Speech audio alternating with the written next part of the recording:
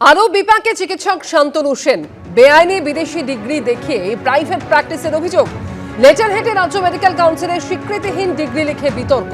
তৃণমূলের প্রাক্তন সাংসদের বিরুদ্ধে তদন্ত শুরু রাজ্য মেডিকেল কাউন্সিলের। 21 মে দুপুর 2টায় রাজ্য মেডিকেল কাউন্সিলের এথিক্যাল কমিটির সামনে হাজিরার নির্দেশ দেওয়া হয়েছে। প্রাথমিক তথ্য সংগ্রহের পর শান্তনু সেনকে নোটিশ রাজ্য মেডিকেল কাউন্সিলের। বেঙ্গল মেডিকেল অ্যাক্টে অতিরিক্ত যোগ্যতা নথিভুক্ত করা বাধ্যতামূলক নয়। দীর্ঘদিন রাজ্য মেডিকেল কাউন্সিলে যুক্ত থাকায় নিয়মকানুন পুঙ্খানুপুঙ্খ জানা আছে। ব্রিটেনের গ্লাসগো থেকে এফআরসিপি ডিগ্রি অর্জনের পর তা এনরোল করার জন্য বারবার আবেদন করেছি। 10,000 টাকা ফিস পর্যন্ত দিয়েছি, জবাব মেলেনি। প্রতিক্রিয়া চিকিৎসক শান্তনু সেনের।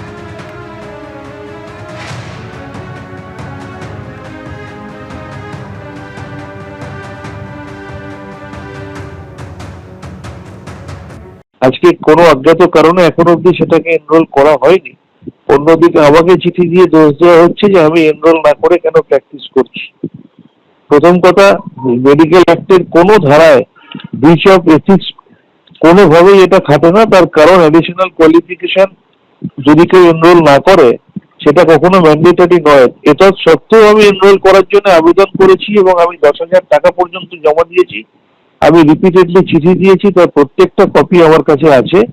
তারপরেও আমাকে অন্যায়ভাবে এইভাবে চিঠি দেওয়ার ফলে আমি অলরেডি একটা আরটিআই করেছি এবং আরটিআই সেকশন 7 অনুযায়ী যেখানে লেখা রয়েছে যে যদি কোনো কিছু আপনার লাইফ অ্যান্ড লিবার্টি নিয়ে কনসার্ন হয় তাহলে কনসার্ন অথরিটি আপনাকে 48 আওয়ার্সের মধ্যে জবাব দেবে। আমি ইতিমধ্যেই 48 আওয়ার্স আগে আমি আরটিআই করে জানতে চেয়েছি যে বেঙ্গল মেডিকেল অ্যাক্ট 1914 যে ধারা অনুযায়ী ওয়েস্ট বেঙ্গল মেডিকেল কাউন্সিল চলে তার কোন সেকশন অনুযায়ী তারা এটা আমাকে বলেছে যে আমি ব্রিচ অফ এথিক্স করেছি। পুলিশের নির্মম লাঠিচার্জ এবং তারপর ন্যূনতম বল প্রয়োগ করা হয়েছে বলে পুলিশের তরফ থেকে বলা হয়েছিল। যাদের উদ্দেশ্যে সেই শিক্ষকরা তারা এখনো পর্যন্ত বিকাশ ভবনের সামনেই আন্দোলনরত।